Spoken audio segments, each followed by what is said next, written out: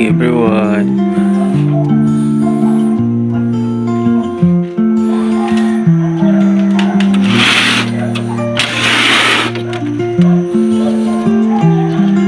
Bababa na po tayo sa hagdan, papunta na po tayo sa baba and magkakape na po tayo. Syempre, bago tayo bababa, tignan muna natin yung sarili natin sa salamin. And tara, let's go, magkape na tayo.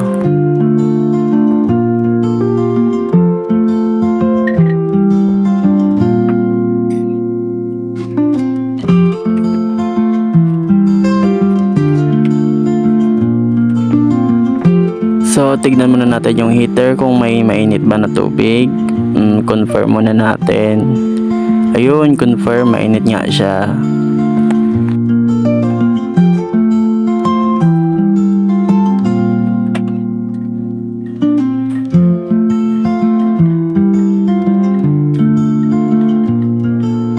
And yan guys, hanap na nga tayo ng perfect place or perfect spot para doon tayo magkakape. And may nakita na nga ako, dito na lang kaya ako magkakape.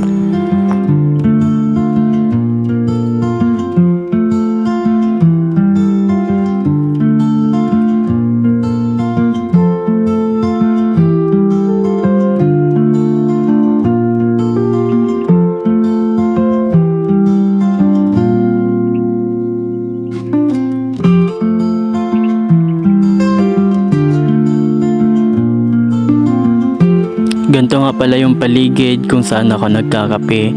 Actually dito lang yan sa may garden namin dito sa bahay. Dito nga ay pinapakain ko na yung mga alaga naming hayop. Actually guys, may mga alaga din kami mga hayop dito, kagaya ng pabo, ganun, mga manok, pato. Pinapakain ko na po sila dito. And masaya naman mag-alaga ng mga hayop na mga kagaya ng mga pato at manok, kasi parang pag makikita mo sila, magaan naman sa pakiramdam. And favorite ko nga po silang alagaan, mga ganyan, pato at manok. Dito nga ay lumipat na ako sa kabilang place kung saan ako nagkakape din.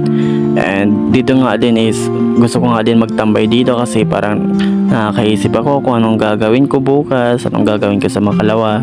And syempre mas magaan kasi yung isipan ko pag andito ako nakatambay. Actually isa to sa favorite place ko dito sa bahay kung saan ako nagatambay, dito sa ilalim ng puno ng mangga, kasi malamig kasi dito guys. And basta masarap talaga siya sa tambayan. Iba talaga yung feelings kapag dito ka nakatambay, parang mas maliwanagan yung utak mo. Kung may mga problema ka, may mga iniisip ka, maganda nga dito ka magtatambay.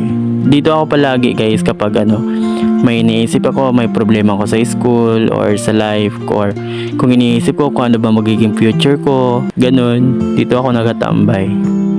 So ayun guys, hanggang dito lang po muna yung vlog ko, and see you po sa susunod na vlog. Salamat po sa panonood, and please subscribe na din sa YouTube channel ko. Thank you!